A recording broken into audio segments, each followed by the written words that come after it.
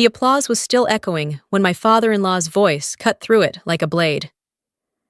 "Elaine Porterfield," he said, smiling toward the crowd, "once thought she could fly with the real pilots until she learned the sky isn't for everyone." Laughter, polite, practiced, poisonous. Every face around me turned, measuring how hard I'd take the joke. My husband stared at his shoes. No one came to my defense. In that instant, something inside me went completely still, not broken, just done. I realized I wasn't standing beside a family. I was standing inside a performance. And I was the punchline. He thought humiliating me in front of his Navy audience would end the story. He didn't know it was the moment I decided to begin mine. The ceremony felt more like a sermon than a tribute. Rows of uniforms gleamed under amber light, medals catching flashes from the cameras lining the aisles.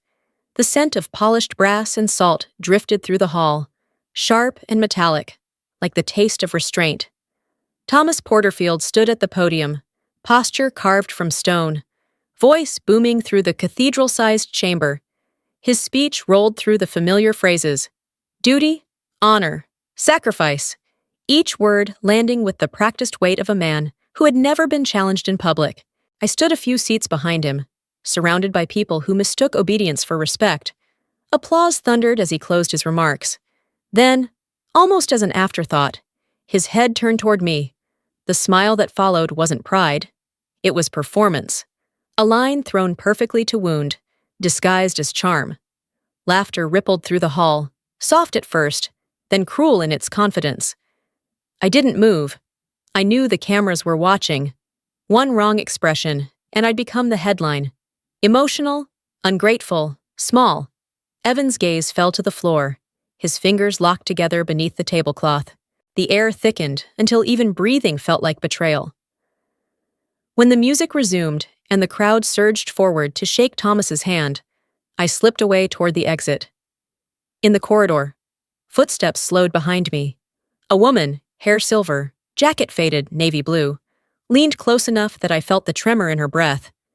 "If you still have the USB, keep it. One day, it'll save you." I turned, but she was gone, swallowed by the procession. Outside, the autumn wind off Chesapeake Bay bit through my dress. His voice still echoed inside my skull, polished and hollow. But beneath it, another sound, quieter, steadier, rose from somewhere deeper. My own. "He thinks I have nothing left to lose." He's wrong.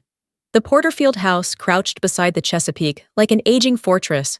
Cold stone, white columns, a shrine to legacy more than a home. Every hallway smelled faintly of wax and salt. Framed portraits of Thomas in different uniforms watched you from every angle, eyes painted to follow, reminding everyone who commanded the place even off duty. Sunday dinners were never conversations. They were performances. Thomas sat at the head, Evan to his right, and I to his left, the position that looked respectful on camera. The table gleamed with crystal and restraint. When Thomas spoke, the rhythm of utensils paused automatically. Tonight, his subject was obedience. How the world had forgotten the meaning of rank. I poured his wine, smiled the way a daughter-in-law is supposed to, and asked if he believed honor was about protecting people or protecting a record. His fork froze halfway to his mouth. The silence that followed pressed against my ribs. He turned his head slowly, eyes sharp as a compass point. "That's a fine question, Elaine," he said evenly. "But true honor requires knowing when to stay silent." Beneath the table, Evan's hand tightened on my leg, a small plea to let it go. I did. In this house, silence wasn't politeness, it was survival. Later, after the dishes were stacked and the house had exhaled into quiet, I slipped downstairs to the basement. The air was damp and heavy with old paper. A single bulb flickered above shelves of labeled boxes. Porterfield, Vietnam, awards, commendations. One box, shoved into the corner, read Porterfield, Yemen. I pulled it open. Inside lay a nylon pouch wrapped in a folded map. My breath caught. The USB. The one I'd believed melted in the crash 3 years earlier. My hands shook as I plugged it into my laptop. The screen flashed, then black waves of sound rolled across. A frantic male voice broke through static. "Captain Porterfield, we're under fire!" Then another voice, steady, clipped, emotionless. "Abort. No one's coming out alive." I knew that voice. Thomas. The room spun. I yanked out the headphones just as Evan appeared in the doorway. He saw the screen, crossed the room, and pulled the USB from the port. "Elaine, don't. If this surfaces, he'll be ruined. His name, my career, everything." My throat burned. And the men he left behind? Who gives them back their honor? He looked away. We can't win against him.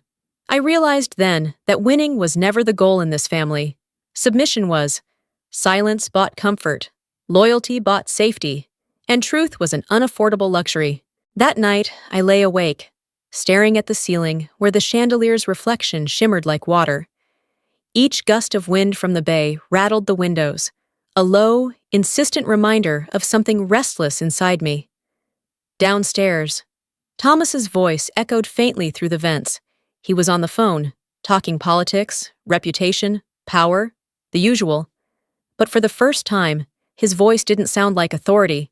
It sounded like fear waiting to be found out. I turned toward the window. The moon hung above the black water, silver and merciless. Somewhere out there, 13 names still waited for someone to speak. I whispered into the darkness, not as a wife or a daughter-in-law, but as the only witness left. Silence may protect him, but it's killing me. And I knew, with the kind of certainty that leaves no peace, that I would never be silent again. The mailbox clicked open that morning with the kind of precision only Thomas Porterfield could manage. Inside lay a thick cream envelope stamped with the Navy crest, his name embossed beneath it. I knew before opening it that whatever waited inside wasn't a request. It was a command disguised as courtesy. The letter invited me to the Regional Strategic Leadership Conference at the Mayflower Hotel in Washington. D.C. At the bottom, his neat handwriting carried its own sting. Elaine may present a brief civilian cooperation segment, if she still remembers professionalism. My throat burned. He wanted me there not to honor me, but to humiliate me.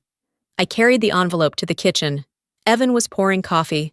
When I read the note aloud, he went still, knuckles white around the mug. "Don't go," he said. "Why not?" "Because he doesn't play fair." I smiled thinly. "Then I won't play by his rules." That afternoon, I met Marla Jefferson at a cafe near Capitol Hill. She looked older, hair streaked with gray, but her eyes hadn't softened. Without a word, she slid a black USB across the table. "Found this in the archives. If anyone should speak, it's you. But they'll come for you. They already tried." "Tried with who?" "The journalist who helped me years ago." His car exploded. I felt the chill crawl down my spine. "And you're still giving it to me? You've flown through worse, haven't you?" By the time I returned home, the light had turned copper over the bay. Evan waited in the living room, exhaustion written into his posture. "Father knows you met Marla. He'll do anything to stop you. Are you on my side or his?" "I don't want to lose everything. Neither do I said. "But everything I want isn't his to take." When he left, the silence grew thick enough to hum. I stared at the envelope on the table. The lamplight glinted off the old flight button I kept beside it. I picked it up, pressed it into my palm until pain steadied me. My phone vibrated. A message from an unknown number. "If you speak, make sure there's a witness. Don't meet him alone." I typed back, "I won't be silent anymore." Outside, thunder rolled over the water, the first warning of a storm. I had already stepped into it. Rain glazed the windows that night, turning the bay into rippled glass. I sat in the dark living room, both USBs on the table, Marla's and mine, each holding Thomas's voice. Evan appeared in the doorway, drenched and trembling. He called me. Evan said, "If you go, he'll expose your record. Let him. It's the first true thing he'll ever say." He looked down. I filed for temporary custody of the girls, to keep them safe. My breath caught. "You're that afraid of him?" "I'm afraid of losing everything." "No, Evan." Silence already took everything.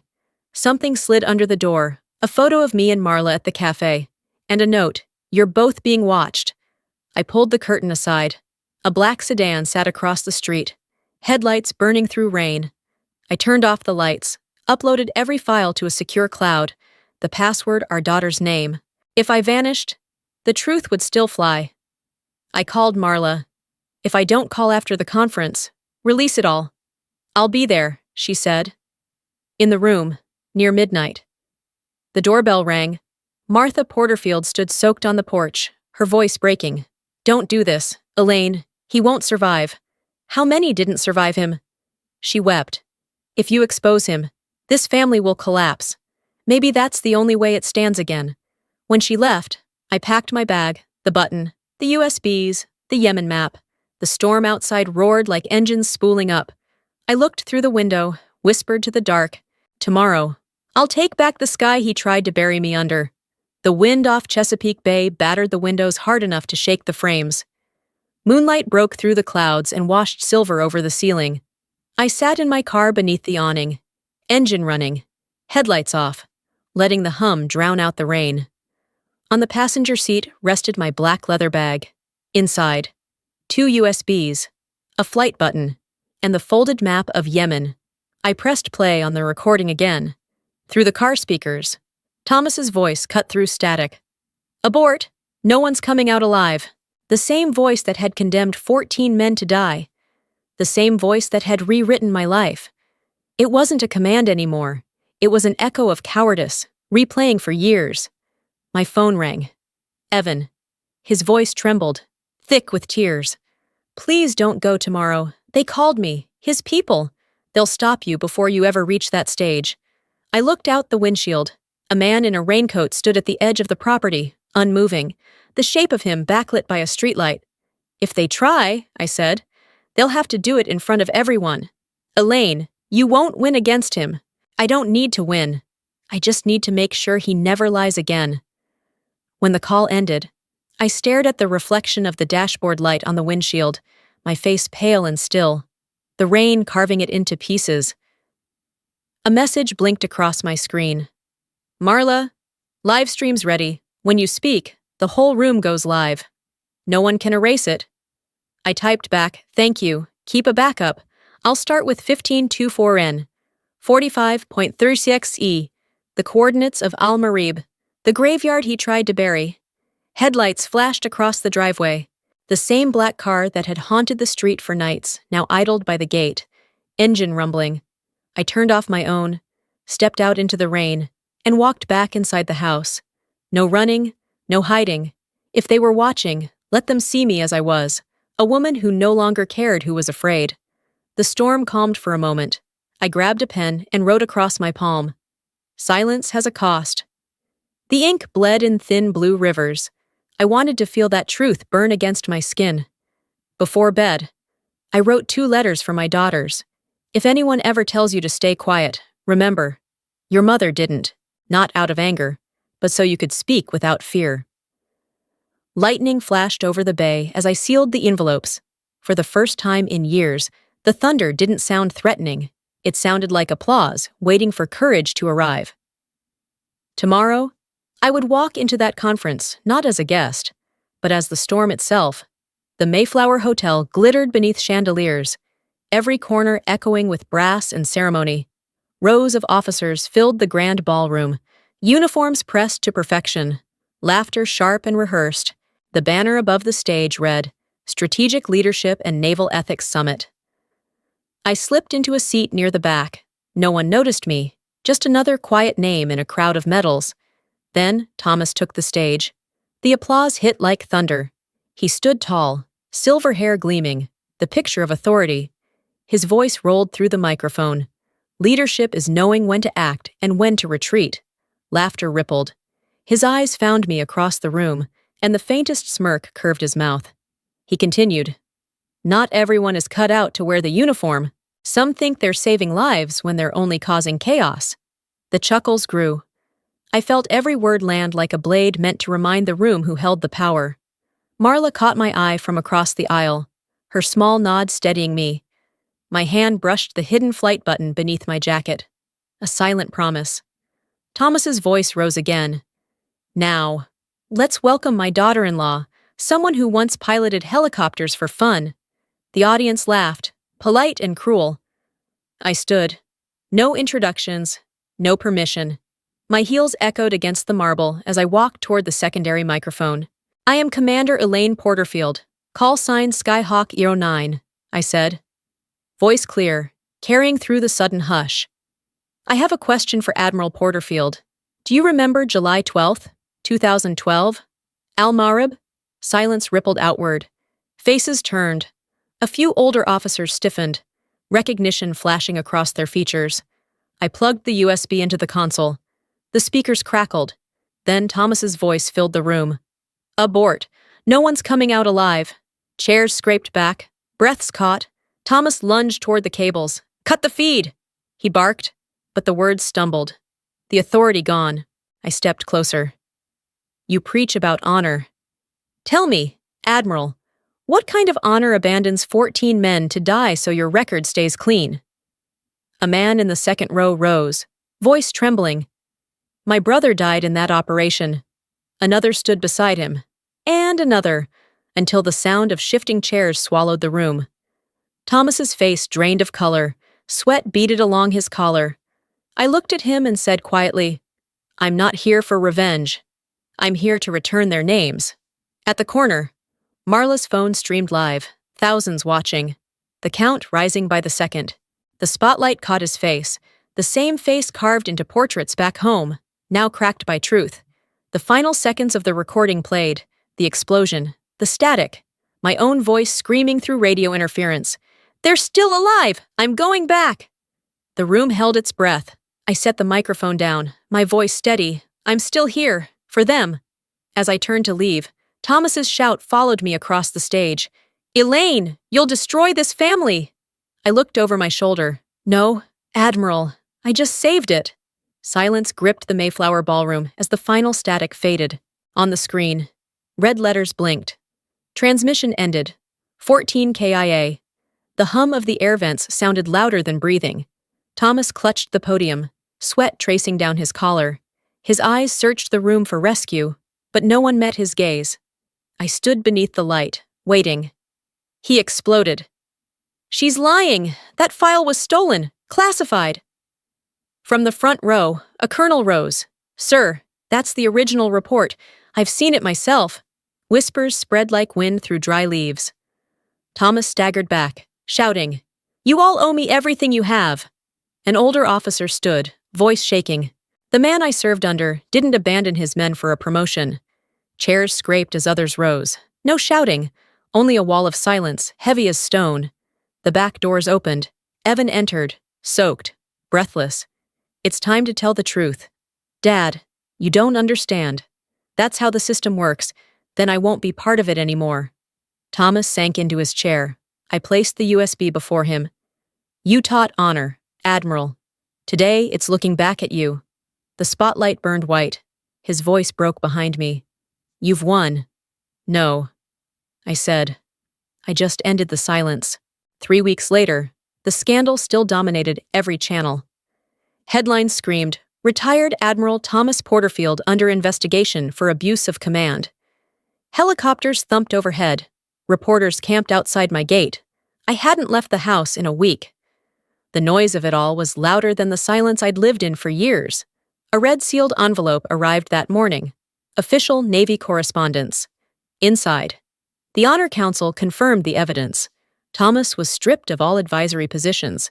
But, by my request, his punishment was changed. Mandatory teaching duty at the Naval Academy. A course called Ethics in Command. I folded the letter and breathed out. Evan walked in, weary but lighter somehow. He'd left his father's company, now working with a veterans group. He asked quietly why I'd spared Thomas. I told him prison wouldn't teach accountability. Facing cadets every day might. That night, Marla sent me a video. Thomas stood before a classroom, voice raw. Today's lesson, no victory is worth silence. The cadets sat still. I didn't smile. I simply nodded.